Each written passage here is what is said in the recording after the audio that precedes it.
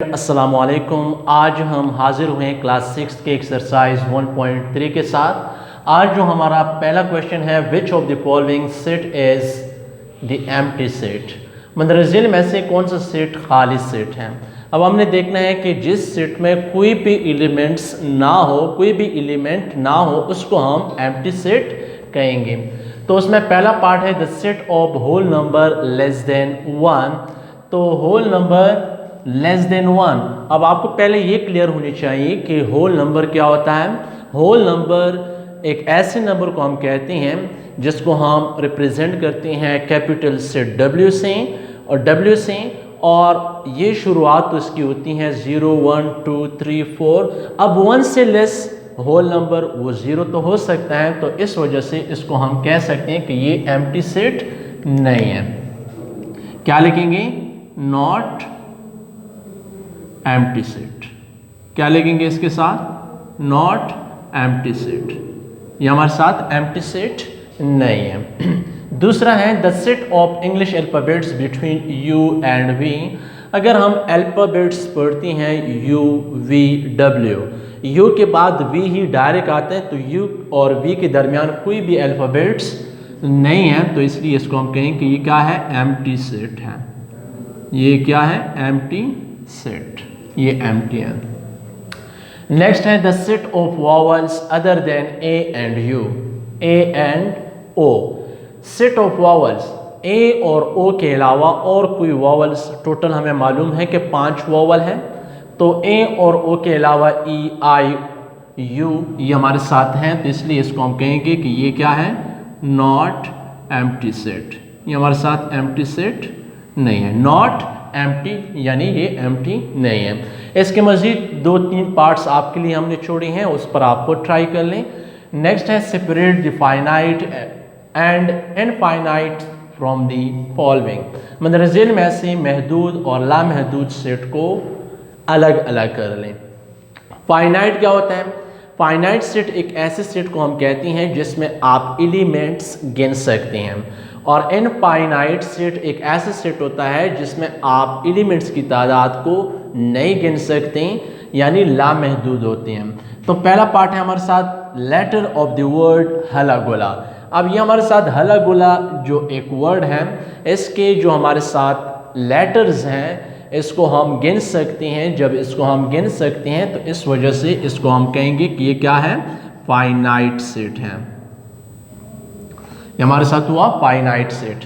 Next है the set of natural number. Finite यहाँ पे भी ई है और यहाँ पे भी हमने ई ही लिखना है। नेक्स्ट है the set of natural numbers. Set of natural numbers हमें मालूम है कि 1 से स्टार्ट है, और ये इनफाइनाइट नंबर है यानी कंप्लीट नेचुरल नंबर। हमें मालूम नहीं कहाँ पे ये स्टॉप करेगी, ये कहाँ पे रुकेगी ये नंबर, ये हमें मालूम नहीं है। ये इनफाइनाइट है, इस वजह से इसको हम कहेंगे क्या है? ये इनफाइनाइट है।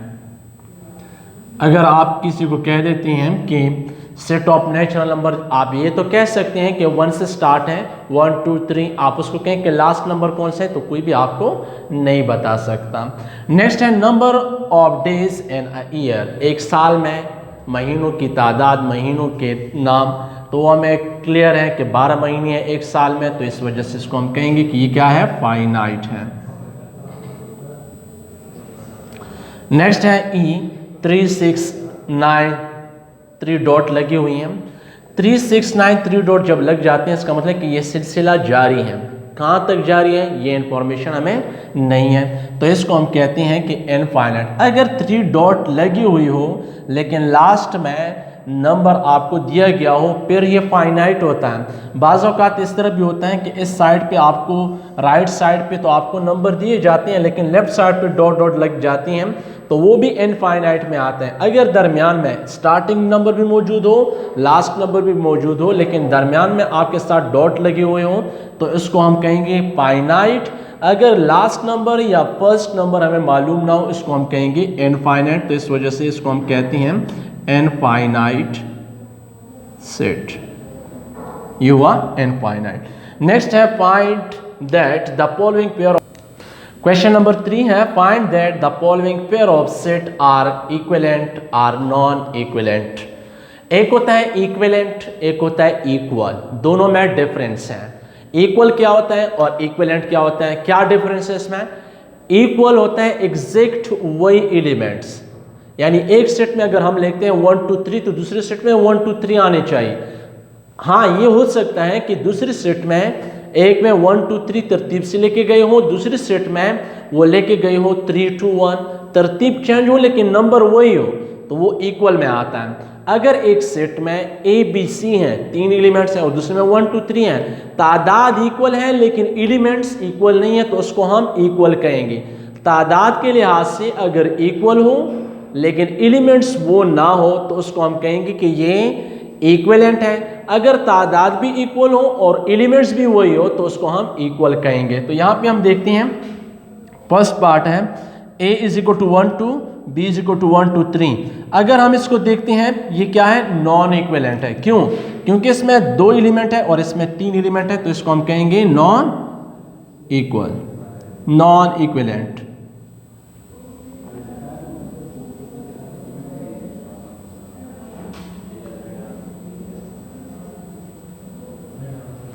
ये क्या है, नॉन इक्विवेलेंट। दूसरा है a is equal to a b, b is equal to x y. इसमें 2 एलिमेंट्स हैं, इसमें भी 2 एलिमेंट्स है, इसको हम कहेंगे कि क्या है, इक्विवेलेंट है। क्या है, इक्विवेलेंट, उनके तादाद बराबर है।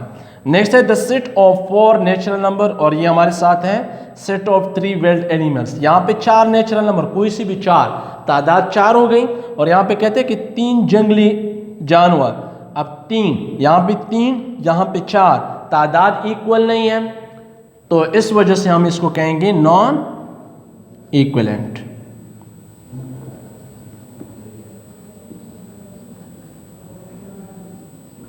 क्वेश्चन नंबर 4 आपके लिए छोड़ा है, उसमें आपने ये देखना। क्वेश्चन नंबर 4 आपके लिए छोड़ा है, उसमें क्या था कि आपके साथ यहाँ पे क्वेश्चन था कि find that the following pair of set are equivalent are non equivalent, और उसमें इक्वल है। इक्वल में आपने ये देखना है कि एक सेट के एलिमेंट्स, जिस तरह एक सेट में एलिमेंट है, अगर वही एलिमेंट आपको दूसरे सेट में दिखाई देती हैं तो आप उसको कह सकते हैं कि ये इक्वल है। क्वेश्चन नंबर 5 है if A is equal to a B c, B is equal to b C d and C is equal to c d e and D is equal to A, B, C, D, then which of the following statement are true? तो result में से कौन से statement ठीक हैं और कौन से स्टेटमेंट्स गलत हैं। तो यहाँ पे हमने देखना है, हमें जो सिंबल नज़र आता है ये हमारे साथ, इसके लिए आपको थोड़ी सी कंसेप्ट की ज़रूरत है। एक सिंबल हम इस्तेमाल करते हैं, एक होता है सबसेट,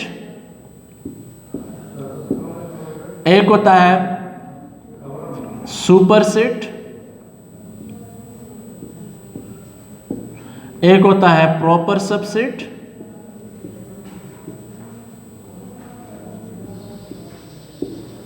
और एक होता है इम्प्रॉपर सबसेट।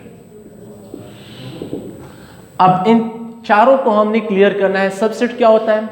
अगर एक सेट के तमाम एलिमेंट्स दूसरे सेट में मौजूद हो, एक सेट के तमाम एलिमेंट्स दूसरे सेट में मौजूद हो लेकिन दूसरे सेट में कोई से 1 2 या 3 एलिमेंट्स पहले सेट में मौजूद ना हो। एक सेट ए के तमाम एलिमेंट्स सेट बी में मौजूद हो लेकिन सेट बी में कोई सा एक एलिमेंट ऐसा हो जो सेट ए में मौजूद ना हो, तो उस सूरत में हम कह सकते हैं कि A is a subset of A. For example अगर हम लेते हैं ए को, ए बी, और बी को हम लेते हैं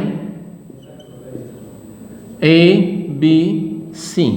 अब देखें ए के तमाम एलिमेंट्स क्या है, ए बी इसमें मौजूद है, लेकिन बी में एक एलिमेंट ऐसा है जो सेट ए में मौजूद नहीं है, तो हम कह सकते हैं कि A is a subset of B, A is a subset of B. और ये भी हम कह सकते हैं कि B is a superset of A. इसको हम दो तरह से पढ़ सकते हैं, A is a subset of B and B as a superset of A। तो यहां से आपको दो चीजें क्लियर हो गई, एक सबसेट, एक सुपरसेट। अगर सेट A के तमाम एलिमेंट आपको सेट B में नजर आते हैं तो A सबसेट है B का, और B में अगर कोई एलिमेंट आपको ऐसा दिखाई दे जो सेट A में मौजूद ना हो तो हम कह सकते हैं कि B as a superset of A, इसको आप ऐसे भी लिख सकती हैं, B as a superset of A। ये था सबसेट और सुपरसेट। नेक्स्ट है प्रॉपर सबसेट और M प्रॉपर सबसेट। और ये भी आपको क्लियर होनी चाहिए कि every set is a subset of itself. हर सेट जो होता है वो अपने आप का सबसेट होता है, हर सेट अपने आप का सबसेट होता है। तो प्रॉपर सबसेट क्या होता है? अगर एक सेट में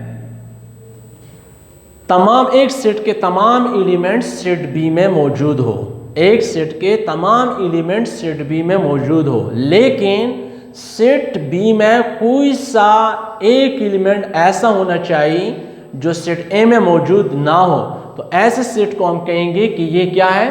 प्रॉपर सबसेट है। सबसेट तो हुआ, सबसेट तो हमने पढ़ा कि इसमें कोई एलिमेंट, ये इसका सबसेट होगा तब जब इसके तमाम एलिमेंट इसमें मौजूद हो, वो तो सबसेट की बात थी। अगर इसमें ए बी है और इसमें भी सी ना होता, ए बी होता, तो भी ए सबसेट बी का होता। अब यहां पे हम कहते हैं प्रॉपर सबसेट। प्रॉपर सबसेट में क्या होती हैं? ए के तमाम एलिमेंट सेट बी में होने चाहिए, लेकिन सेट बी में ये मस्ट है कि सेट बी में एक एलिमेंट ऐसा हो जो सेट ए में मौजूद ना हो। अगर ऐसी सिचुएशन आपको दिखाई देती है तो आप कह सकते हैं कि A is a proper subset of B. तो प्रॉपर सबसेट के लिए आप सिंबल इस्तेमाल करते हैं क्या? A is a proper subset of B. ये जो सिंबल है जिसके नीचे हम लाइन नहीं लगाते, इसको कहते हैं प्रॉपर सबसेट। एम प्रॉपर क्या होगा? अगर एक सेट के तमाम एलिमेंट सेट बी में मौजूद हो, जैसा कि ए सेट में लेता हूं 1 2 और सेट बी मैंने लिया वो भी 1 2। अब देखिए ए और बी दोनों को अगर हम देखते हैं तो इक्वल हमें नजर आते हैं, तो हम लिख सकते हैं कि A is equal to B. जब ए और बी की तमाम एलिमेंट इक्वल हो, यानी एक ए में जो एलिमेंट है वो सेट बी में भी वही एलिमेंट हो, तो इस तरह सेट को हम कहेंगे कि ये क्या है? एम प्रॉपर सबसेट है। क्या है? एम प्रॉपर सबसेट है। अब हम देखते हैं पार्ट 1 की तरफ हम जाते हैं।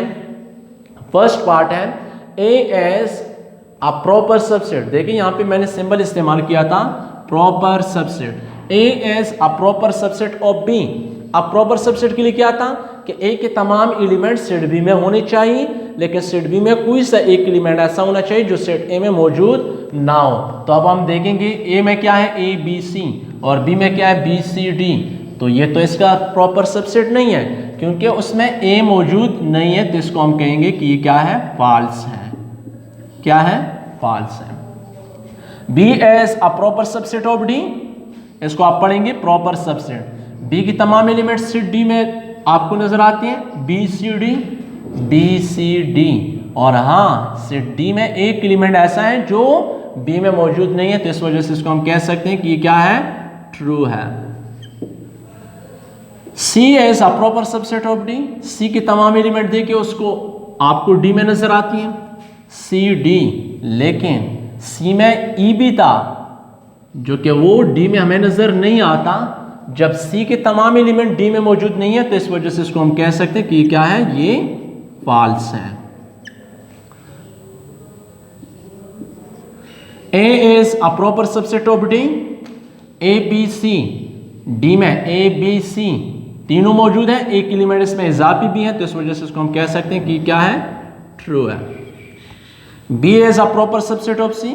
बी की एलिमेंट देखिए बी सी डी है, और इसमें क्या है? C D. सी डी तो है लेकिन बी इसमें मौजूद नहीं है, तो इस वजह से इसको हम कह सकते हैं कि क्या है? फॉल्स है। नेक्स्ट है C is a proper subset of A. C की एलिमेंट सेट ए में है। अगर इसमें हम देखते हैं सी डी, सिर्फ सी है, डी और ई ए सेट में मौजूद नहीं है, तो इस वजह से इसको हम कहेंगे कि ये क्या है? फॉल्स है। डियर स्टूडेंट, ये था आज का लेक्चर हमारा। आप उम्मीद है कि आपको क्लियर हुआ होगा। ये था हमारा कंप्लीट, हमने एक चैप्टर कंप्लीट किया है।